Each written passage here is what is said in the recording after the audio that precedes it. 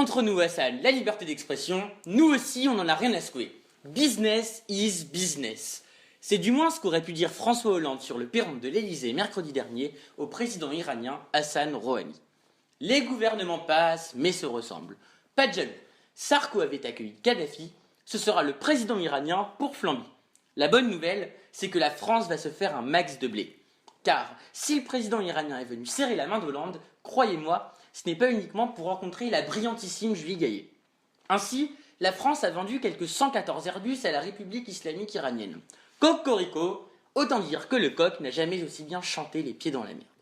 Il faut se pencher un peu sur ce beau pays qu'est l'Iran pour comprendre le motif de mon indignation. Pour ça, j'ai pensé à vous préparer, que dis-je, à vous concocter un top 3 des raisons pour lesquelles la France ne devrait pas être pote avec l'Iran. Vous vous souvenez de la célèbre chanson Happy de Pharrell Williams?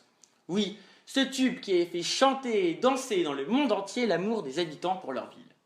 Cette mode avait également touché Téhéran, capitale de l'Iran.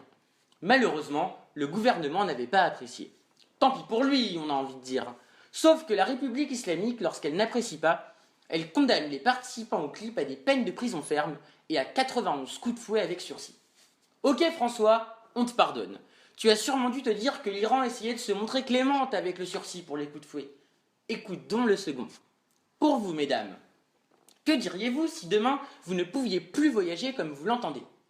Assurément, certaines d'entre vous seraient quelque peu en rogne. Eh bien, c'est le quotidien des femmes en Iran. En effet, la femme iranienne n'est pas autorisée à quitter le pays sans l'accord de son mari. Ça commence à faire beaucoup maintenant, François, non? Bon, disons pour cette fois que tu n'étais pas au courant.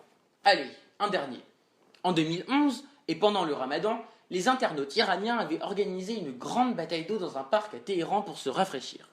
Encore une fois, ça n'avait pas plu au gouvernement et certains des participants, parce qu'on ne peut tout de même pas emprisonner tout le monde, avaient fait un tour en prison.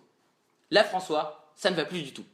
Tout le monde est capable de comprendre que l'Iran a un léger problème avec les droits de l'homme. À moins que... Oui, ça y est, je crois comprendre. Tu t'es découvert une passion pour la gouvernance sauce iranienne. Pourquoi n'y avais-je pas pensé plus tôt? La prolongation de l'état d'urgence, les interdictions de manifestations, les assignations à résidence, le projet de loi sur la déchéance de nationalité, ce ne sont que les prémices de ta nouvelle passion pour les États totalitaires. Remarque, on t'a souvent accusé d'être trop mou. La présidence normale, tu en as assez. Flamby est mort, vive François Escobar! Que personne ne vienne emmerder notre nouveau président avec les questions d'éthique démocratique, ce qu'il cherche avant tout maintenant, c'est le fric.